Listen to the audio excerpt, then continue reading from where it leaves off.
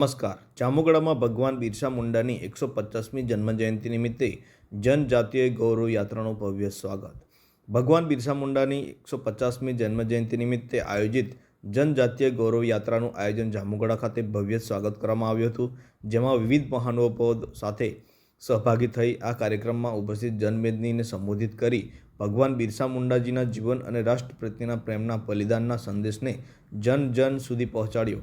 આ પ્રસંગે પંચમહાલ જિલ્લા ભાજપ પ્રમુખ શ્રી મયંકભાઈ દેસાઈએ પોતાના ઉજાસભર પ્રવચનમાં ભગવાન બિરસા મુંડાના અદ્ભુત સંઘર્ષ, રાષ્ટ્રપ્રેમ અને બલિદાનની ગાથા જનમેદની સમક્ષ રજૂ કરી હતી.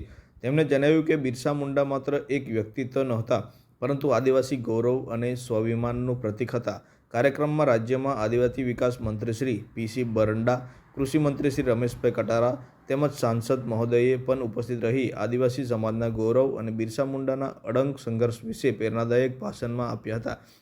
સ્થળ પર તાલુકા વિકાસ અધિકારી, મામલતદાર Shri, Jamugada police station PI Shri, ગ્રામ પંચાયતના સરપંચશ્રીઓ જીતભાઈ દેસાઈ, તાલુકા પંચાયત ભાજપ પ્રમુખ, તાલુકા પંચાયત પ્રમુખ, ભાજપના હોદ્દેદારો, સરપંચો, સભ્યો તથા કાર્યકરો મોટી સંખ્યામાં ઉપસ્થિત રહ્યા હતા.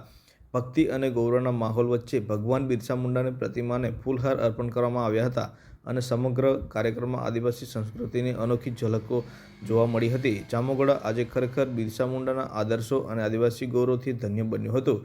રસિક બારિયા, પંચમહાલ લાઈવ, જામુગડા.